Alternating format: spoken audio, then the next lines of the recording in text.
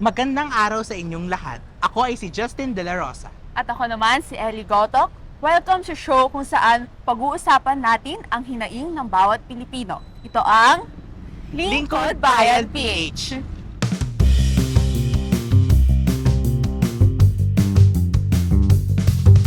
Tara tumulong na, lungkot nila'y mawawala.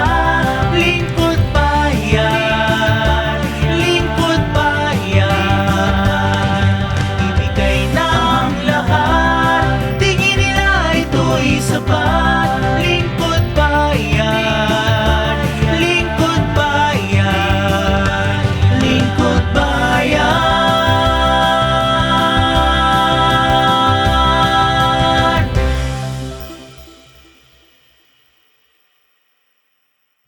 Be, kumusta naman ang paglilingkod sa ating bayang Lasaliano? Ito, pagod pero pinipilit kayanin. Bilang isang accountancy student, napakalaga para sa amin ng transparency. Kaya gaya nga ng sabi ko, nakakapagod.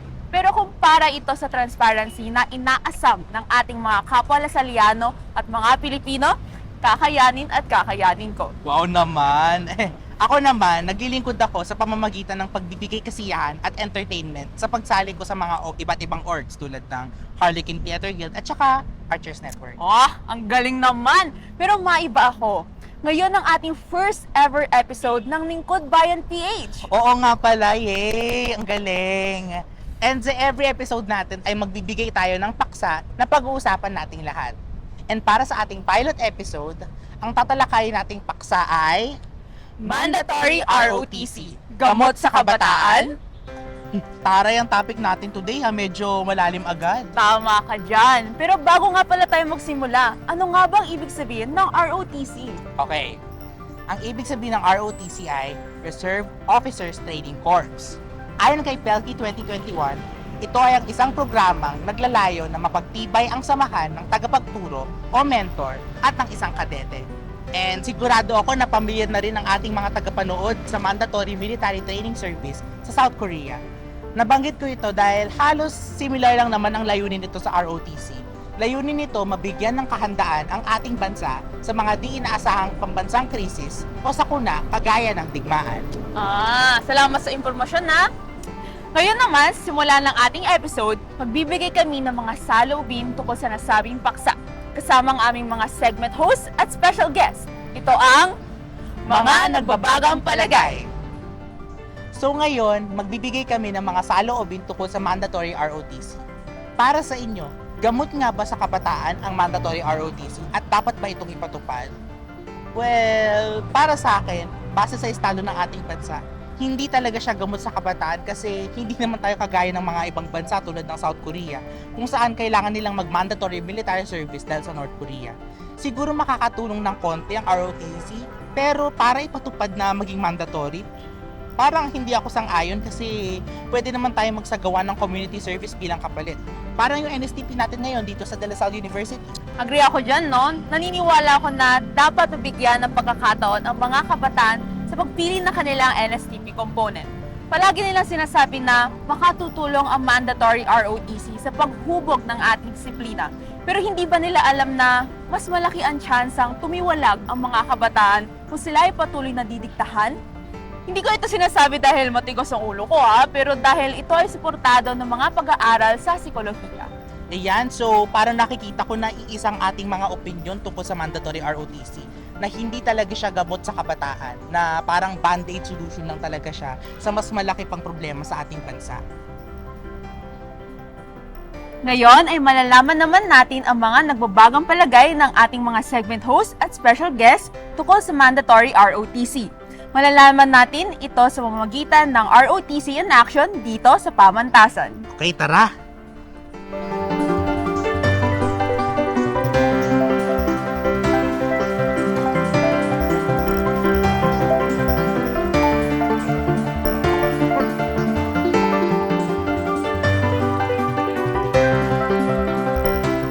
Magandang araw! Kayo ba ay nagsasanay para sa inyong ROTC? Magandang araw po. Nagsasanay kami para sa aming klase. Ako po si John Alden, ang Corps Commander ng aming pangkat. So, kasama ko ang dalawang kadeteng itinalaga sa akin. Magandang araw, ako nga pala si Casey Ong. Hi, ako naman si Simon Jola. Taray! So actually sila ang ating mga segment hosts na si Sai at John Alden at saka yung very special guest natin na si Casey. Ayan, so maliban sa pagiging segment host at guest, sila rin ang tutulong sa atin upang makakuha ng mas malalim na impormasyon ukol sa controversial na ROTC. Pero bago tayo magsimula, John Alden, Sai at Casey, anong inyong opinion sa mandatory ROTC? Gamot nga ba ito sa kabataan? Sa aking palagay, maaari naman maging gabay ang ROTC para sa mga mag-aaral, ngunit hindi po pwede ito maging gamot dahil medyo time-consuming po sa mga estudyante. Well, tulad nga ng sinabi ni John, hindi ito magiging gamot sa kabataan. At siguro mas lalaki pa nga ang galit ko sa mga pasimunong nag-isip na gawing mandatory ang ROTC. Nakakahadlang lang ito sa ating pag-aaral, so imbis na pumawi tayo sa mga kurso natin, sa ibang mga bagay tayo babawian tulad ng oras sa pag-aaral, pamilya o pagpapahinga. Ako naman ay isang-ayon sa sinabi nila John at Casey na hindi gamot ang ROTC sa kabataan. Ngayon nga hindi ko masyadong nabibigyan ng prioridad ang ROTC dahil sa napakadaming mga gawain at aktibidad sa ibang kurso. Paano pa kung magkakaroon ng mandatory ROTC, hindi ba? O, di ba? Kahit na sila ay nasa ilalim ng ROTC, hindi rin sila sang-ayon sa mandatory ROTC. At hindi nga ito gamot sa kabataan. Kaya maraming salamat sa inyo. Maaari na kayong bumalik sa inyong pagsasanay. Parang ayoko lang. Ayan, at nakahingi na rin tayo ng opinyon tungkol sa mandatory ROTC. Pero gaya nga ng sabi ng ating profesor, hindi pwede puro opinyon lang. Dapat ay may matutunan tayo facts ukol sa ROTC na makatutulong hindi lamang sa pagpubog ng ating opinyon, kundi pati na rin sa mas malalim na pag-unawa ukol rito. Ay, correct ka dyan, Ellie. At dahil nabanggit mo na rin ang pagkakaroon ng mas malalim na pag-unawa sa ROTC, oras na upang talakayin ang kasaysayan nito. Munting paalala, history is not chismis. Mga ito ay masusing pinag-aralan. Yes, kaya tawagin naman natin ang ating segment host na si John Alden para sa ating susunod na segment. Magandang araw sa inyo mga kababayan. Ako si John Alden at ito ay ang segment kung saan babalikan natin ang kwentong nakaraan. Ito ay ang kwentong ninuno. Sa segment na ito, tatalakayin natin ang naging kasaysayan ng ROTC mula sa nakaraan. Tara, simulan na natin ang trip down memory lane. Noong una, nakakita ang mga Pilipino at Amerikanong namumuno sa bansa ng mga pangangailangan sa puwersang paghukbo ng makapagsilbi. Sa oras ng crisis, sa pamumuno ni Silvino Gallardo, unang isinagawa ang organisadong pagsasanay sa Universidad ng Pilipinas o UP. Sa taong 1935, inilathala ni dating Pangulo Manuel L. Quezon ang Executive Order No. 207 upang maipatupad ang National Defense Act of 1935. Ito ang naunang dahilan sa pagpapatupad ng mandatory ROTC sa mga universidad. Nagkaroon man ng malaking papel ang mga ROTC units noong ikalawang digmaang pagdaigdig. Sila ay nabuwag upang maiwasang maubos ang mga mapagkukunang yaman ng bansa. Ang ROTC, kasama ang Civic Welfare Service at Law Enforcement Service, ay muling ipinakilala ng lagda ng dating Pangulo at Diktador Ferdinand E. Marcos Presidential Decree No. 1706 S. 1980 o National Service Law. Nabigyan ito ng revisyon sa pamamagitan ng Armed Forces of the Philippines Reservice Act kung saan kinakailangan ng mga mag-aaral sa kolehiyo na matapos ang ROTC kasabay ng kanilang undergraduate degree. Noong ika-23 ng Hulyo 2001, nabigyan muli ng kapangyarihan ang mga mag-aaral sa kolehiyo na mamimili ng ipatupad ang National Service Training Program Act of 2001 kung saan ipinakilala ang tatlong NSTP components: Reserved Officers Training Corps, ROTC, Civic Welfare Training Service, CWTS, at Literacy Training Service, o LTS. At ayan, dito nagtatapos ang kasaysayan ng ROTC dito sa Pilipinas. Kaya naman, back to you, Justin and Ellie.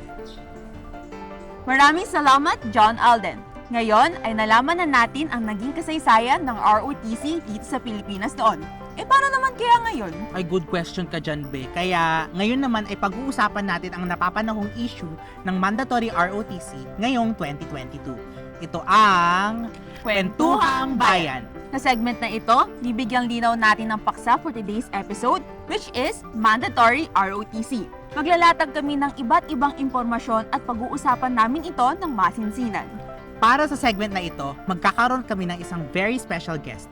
Isa siyang mag-aaral ng pamantasan ng De La Salle kung saan kinukuha niya ang kursong BS Accountancy. Isa namang masigabong palakpakan para kay Casey Ong.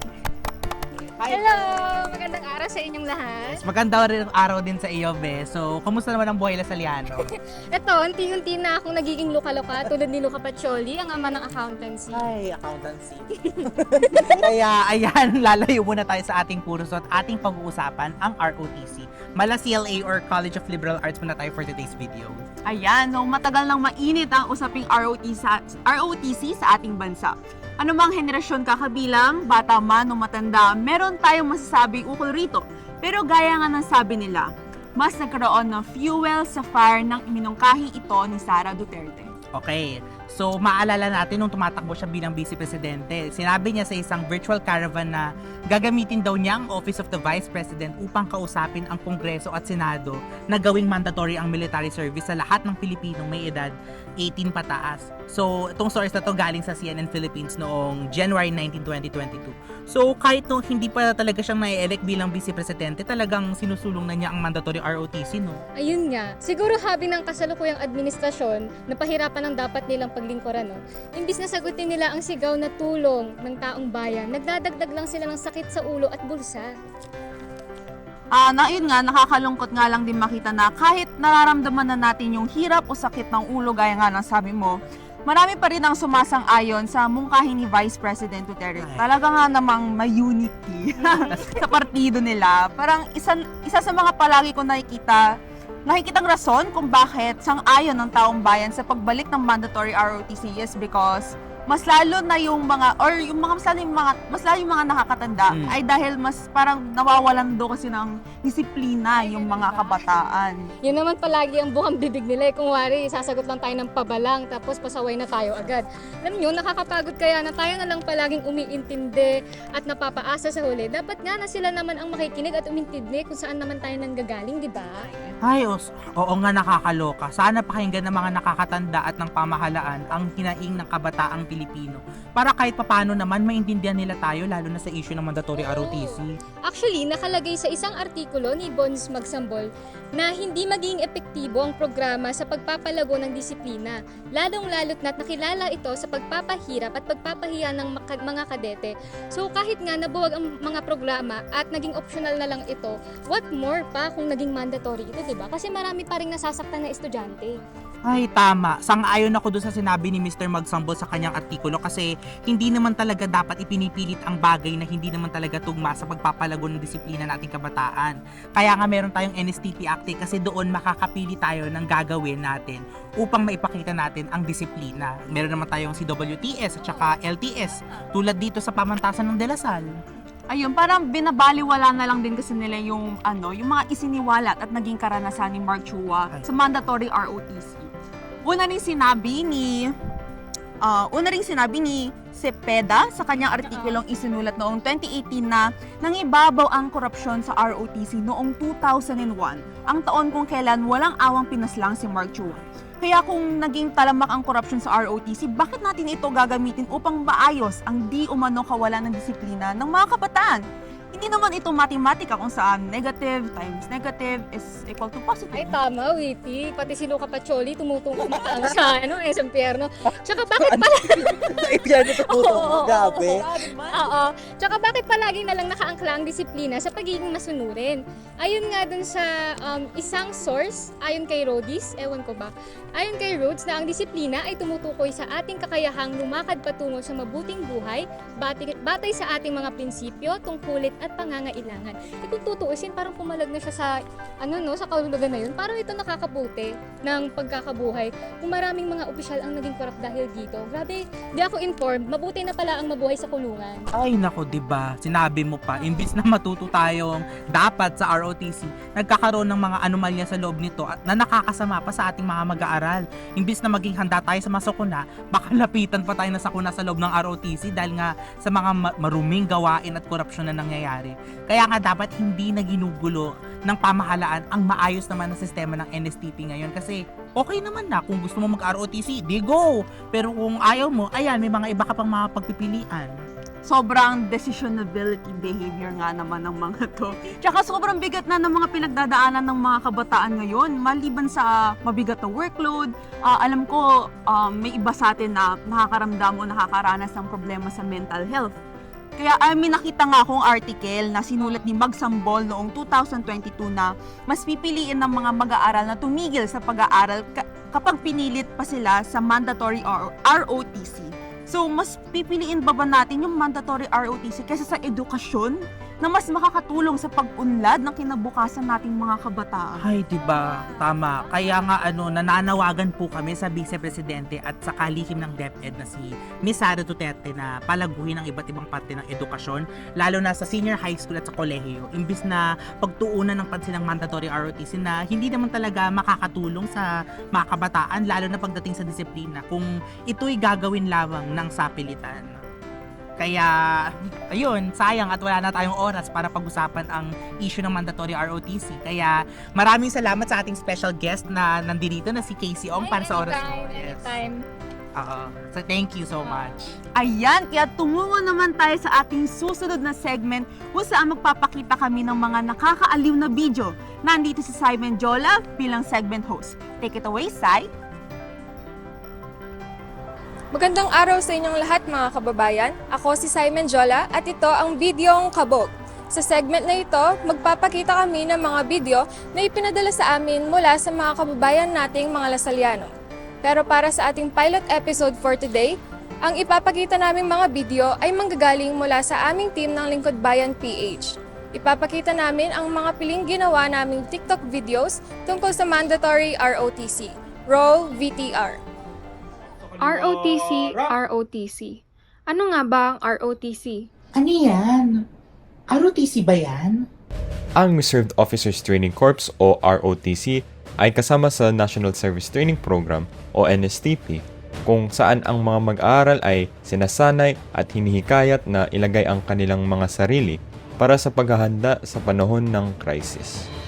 So, ito na nga ang chika. Alam mo ba, plano nilang ibalik ang mandatory ROTC? Ano kayang say ng mga friends ko tungkol dito? May balak kasing gawing sapilitan muli ang ROTC dahil makakatulong daw ito sa pagsusulong ng disiplina at damdaming nasyonalismo ng kabataan. Nasyonalismo? Disiplina? Nakakalungkot naman. Tila'y nakalimutan na rin ang boses at sigaw ni Mark Chua ng kanyang inilantad ang dumi at baho ng ROTC at nang siya'y walang awang bawian ng buhay. Sa kasalukuyan, isinusulong ng pangalawang Pangulo si Sara Duterte ang pagbabalik ng ROTC bilang mandatory o dapat na maging bahagi ng kurikulum ng mga mag-aaral ng senior high school. Mandatory? Hala, paano yan?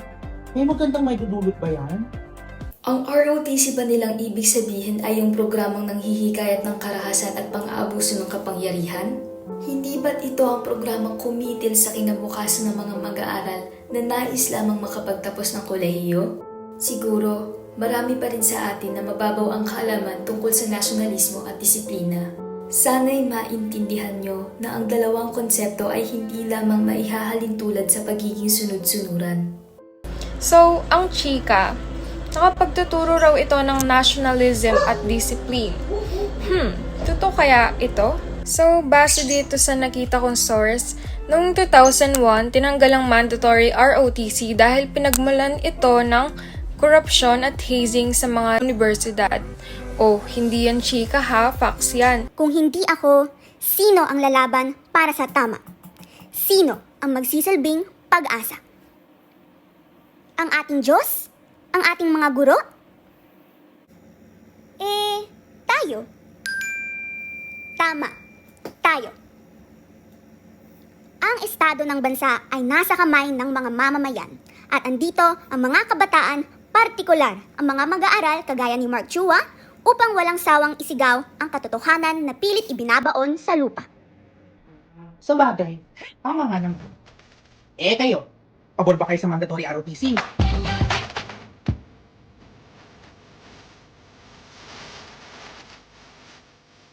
At ito nga ang mandatory ROTC. Muli, ako ay si Simon Jola para sa Bidyong Kabog. At dito nagtatapos ang bidyong kabog. Sana na may kinabog namin ang inyong mga pakiramdam pagkatapos nyo makita ang mga nakakaaliw na TikTok videos. Kaya naman, back to you, Justin and Ellie. Ayun, maraming salamat, Sai. And nakakatuwa nga, Ellie, na makita yung mga TikTok videos natin. Pero yun nga lang, nakakahiya lang na makita ko yung sarili ko dun. Oo nga eh, pati ako nung nakita ko yung video ko, Diyos ko, nakakahiya. Pero ayun nga, papunta na tayo sa ating next segment kung saan hihingiin naman natin ang sagot ng taong bayang Lasaliano. Ito ang Chika Lasaliano. Sa segment na ito, magtatanong kami sa ilang mga Lasaliano kung ano ang maaaring mangyari kapag ipinatupad ang mandatory ROTC. Kaya, gora na tayo! Hello, what's your name? Hi, I'm Miguel Tan Bernabe and you can call me Migs or Migo. Ako si Marcia Mayaraga. Hi, Jang! So, first question, pabor ka ba sa mandatory ROTC? No, hindi ako pabor sa mandatory Bakit? ROTC. Kasi feeling ko, yung fact pa lang na kailangan siya gawing mandatory, feeling ko it's already a bad sign. Feeling ko parang it never ends well kapag ang isang bagay kailangan ipilit. And parang parang sabi daw nila, ang mandatory ROTC daw, i-implement daw yun for discipline, ganun, to teach students about accountability. Pero feeling ko, hindi lang naman yun yung way para matuto ang isang bata, na bata, ng discipline tsaka accountability. There are a lot of other safer ways, tsaka ways na, para sa student talaga. Kasi, ang bawat estudyante, iba yan eh. So, maraming ibang ways para maturo yun, yung accountability tsaka yung discipline. Hindi ako pabor sa mandatory ROTC. Bakit? Dahil alam ko na more than the possibility of a greater division, dahil di ba maraming inevitable danger na maaring impose sa mga bata, naniniwala ako na baka mas magkaroon ng mas maraming hurdles in terms of exploring a greater sense of patriotism yung mga bata. Dahil bilang isang estudyante rin ng Lasal na nag-enroll actually mismo sa ROTC, mas napagtibay ko, mas naliwanagan talaga ako na more than yung pagising sa umaga para malaman yung practices namin, dapat may paninindigan ka doon. Kaya naniniwala ako na kung in-impose man ng mandatory ROTC talaga para sa mga susunod na henerasyon, mas mahihirapan sila malaman yung mga greater potentials na meron pa sila rather than yung pagdikta lang na hanggang dito lang ang pagiging patriot o hanggang pagiging nationalist. I'm not in favor of mandatory ROTC because I believe that everybody should have the right to choose which NSTP program they want because not everybody has the capability of taking ROTC and same with the other programs.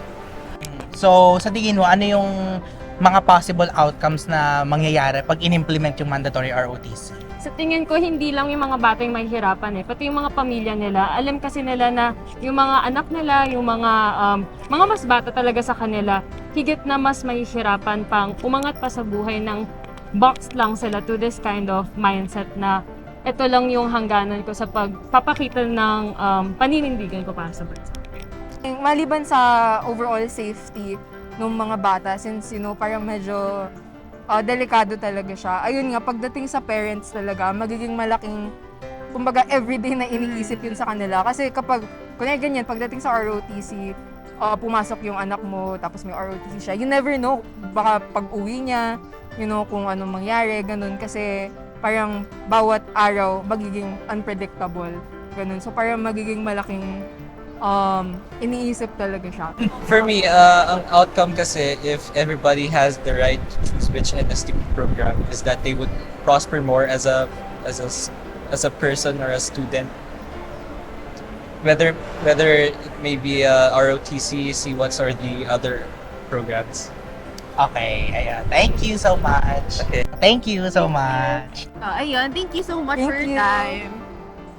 Kitang-kita naman na marami sa atin ang hindi pa rin pabor sa mandatory ROTC. Marami sa atin ang naniniwala na makakaapekto ito sa kaligtasan ng kabataan at dapat mabigyan ng mga kabataan ng choice sa kung paanong paraan nila may papakita ang pagmamahal sa bansa. At ngayon, papunta na tayo sa ating huling segment. Yehey! Ito ang Tawag ng Kabataan. Sa segment na ito, mananawagan kami ukol sa mga posibleng alternatibong solusyon sa issue ng mandatory ROTC. Pagbibigay kami ng kanya-kanyang opinyon at call to action para rito. Kaya tawagin ulit natin ang ating mga segment hosts na si John Alden at si Simon Jola at saka ang ating special guest na si Casey Ong para samahan kaming magbigay ng alternatibong solusyon. Hello! Nagbabalik muli kami. Ayan, kaya simulan na natin. Ang prompt ay, anong alternatibong solusyon ang mairerekomenda mo sa mandatory ROTC? Okay, siguro ako na yung magsisimula. Para sa akin kasi, ang pinaka-alternatibong solusyon lang dyan ay ang panatilihin ang naisabatas na NSTP Act of 2001 kung saan makakapili ang mga mag-aaral sa tatlong klase ng gawain kung ROTC ba o CWTS o LTS. Sa bawat klase naman kasi, maipapakita naman natin ang disiplina sa iba't ibang paraan. Hindi naman kailangan maging marahas na kailangan mag-ROTC kasi unang-una, wala naman tayong gera. Pangalawa, ang kabataan ay dapat may kakayahan na pumili ng landas na tatahakin nila para sa kanilang kontribusyon sa ating bansa. Super agree ako sa huling sinabi mo, no? Tayo at tayo lamang ang may karapatan magsulat ng ating kapalaran. Pero maliban doon, since gusto nila itong ipatupad sa paaralan o sa mga universidad, and bilang isang aspiring active advocate for education, dapat mas bigyan na lang nila ng pansin ang pagpapaganda ng kalidad ng edukasyon sa bansa. Hindi na bago sa ating kaalaman na medyo nahuhuli na ang ating bansa pagdating sa edukasyon. And sa totoo lang, paano makatutulong ang mandatory ROTC sa kalidad ng ating edukasyon, di ba? Parang ang laki ng disconnect. Agree po ako sa inyo kasi sa aking palagay, naniniwala ako na ang alternatibo para sa ROTC ay dapat na kasing epektibo sa pagtugon sa ating mga isyong panlipunan dahil ang mga common na issue ngayon ay tumatalakay sa kakulangan ng edukasyon. Tungkol sa pagpapanatili ng disiplina sa ating mga mag-aaral at pag-udyok sa kanila na maglingkod sa ating bansa sa panahon ng crisis, dapat nating isalang-alang ang ibang mga mag-aaral na may iba pang mga opsyon para sa paglilingkod sa ating bansa. Tama. Para sa akin naman, imbes na mag-focus sila sa pilit na pagpapabalik ng mandatory ROTC, dapat mas bigyan nilang pansin yung mahalagang issue na kinakaharap ng sistema ng ating edukasyon dito sa Pilipinas, di ba? Ang gagamitin na budget na para sa ROTC ay maaari mo na nilang ituon sa pagpapabuti ng mga pampublikong paaralan at pagbili ng mga kulang-kulang na kagamitan pang paaralan, di ba? Oo, totoo. Hindi dapat natin iasa sa kurikulum o sa kurso ang pagiging disiplinado dahil ang inaasam ng mabubuting pagbabago ay dapat magsimula sa ating mga sarili. At maliban sa pagpapabuti ng edukasyon, dapat kilatisin rin muna ng mga nagmungkahin ng programa ang kanilang mga sarili bago magbigay ng sermon tungkol sa kawalan ng disiplina sa kabataan. Sana sumagi sa isipan nila kung naisasabuhay ba nila yung mga aral na binibigay sa lipunan dahil mahigit 31 milyong Pilipino ang patuloy na umaasa at lumalaban para sa kanila. Ay, oo nga, tama ka dyan. Kaya talagang masasabi natin na iisang ating call to action pagdating sa edukasyon na imbis na ROTC ang unahin, dapat ayusin muna ang sistema ng edukasyon sa ating bansa. Kaya maraming salamat sa inyo, John Alden, Sai at Casey sa pagsama sa amin sa segment na ito. You're welcome. Sadly, dito nagtatapos ang aming programa. Ang dami ko natutunan tungkol sa mandatory ROTC at masasabi ko talaga na hindi siya gamot sa kabataan. Muli, ako si Ellie Goto. At ako ay si Justin De La Rosa. Ito ang show kung saan pinag-uusapan natin ang hinaing ng bawat Pilipino. Ito ang Lingkod Bayan PH. Bye-bye! Bye-bye!